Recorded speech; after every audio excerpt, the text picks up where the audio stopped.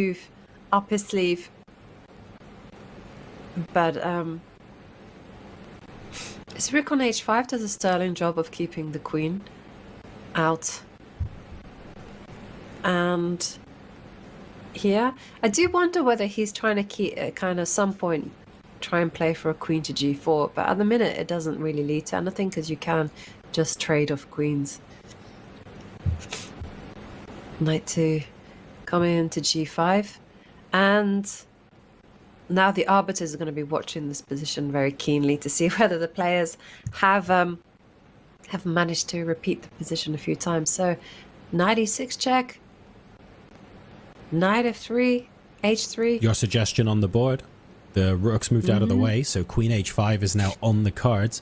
The difference now, though, is because the knight is on g5, white can respond with king h3. So it doesn't feel quite as potent as it might have been a couple of moves ago. King f6. King f7, sorry. Knight to g5.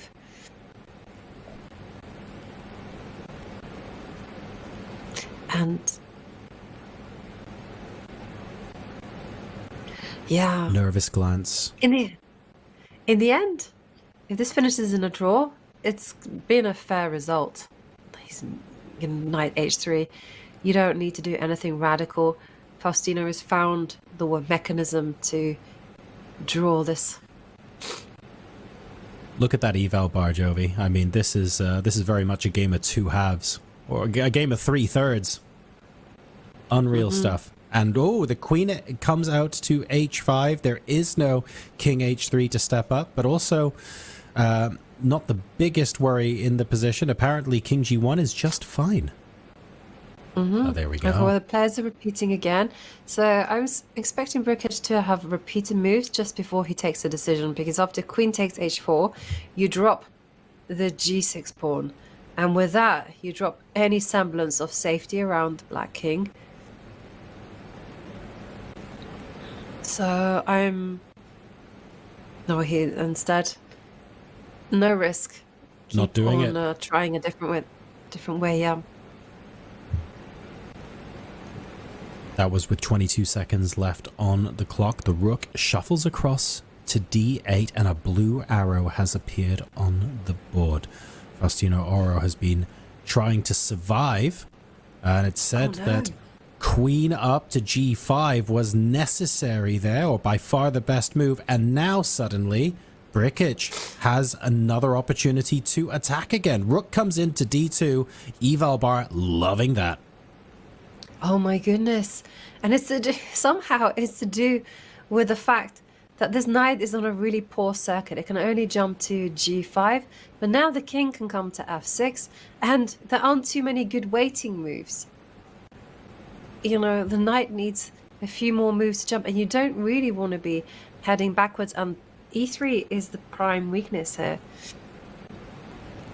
Wow. So it looked like everything was nicely balanced. E2 and the rook on d3? Is that the idea, so that the e3 pawn is going? Yeah, you've got ideas such as rook e2, queen to g4 coming.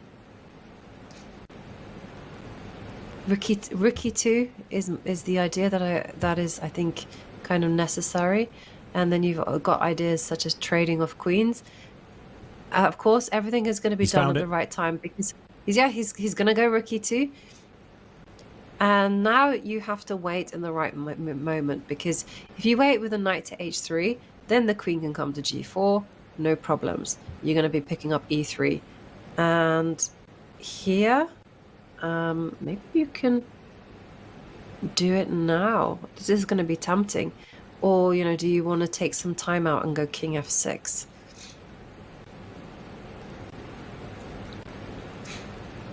He's just waiting. I feel like, yeah, king f6 feels like almost a free move, if you like. And Faustino, I think, knows it, instantly plays king h2. Oh, and the king's moving away. Are we going to see the king walk around?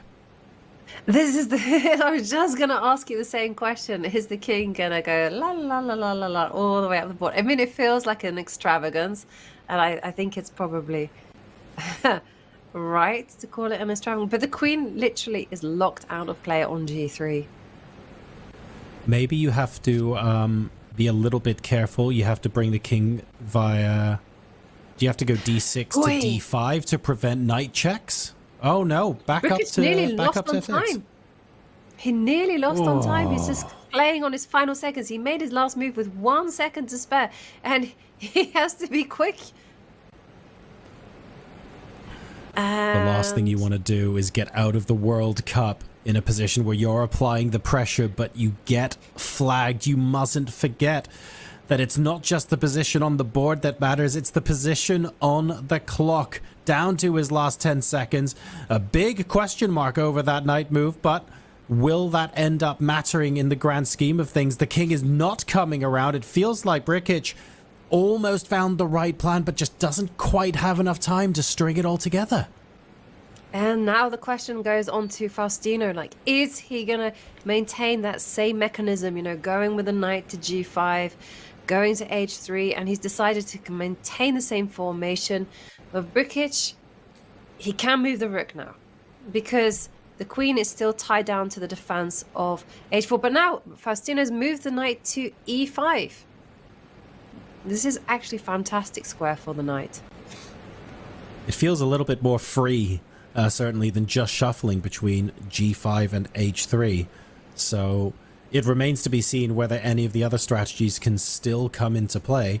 Now, suddenly, the king's potential path... If a king walk happens here, which I would love, by the way, still, Jovi, it would have to go significantly further. It is still possible, but I don't know if it's good anymore. Yeah, and the thing is, the knight is so well placed on e5. It covers the g4 square, and he has to also cover g6. Is Brkic gonna repeat the position?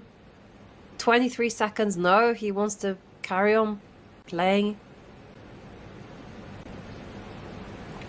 Faustino's banking time as well. Notice these instant moves. He's up to 1:15 on the clock, which might not sound like much, but when both players are playing down to increment and Brkic is under pressure to win, a move played with 5 seconds left when you have 60 seconds to spot the mistake could genuinely be game ending. So I love what Faustino was trying to do there. Draw finally agreed, but it was Faustino applying the pressure via the clock at the end of that game.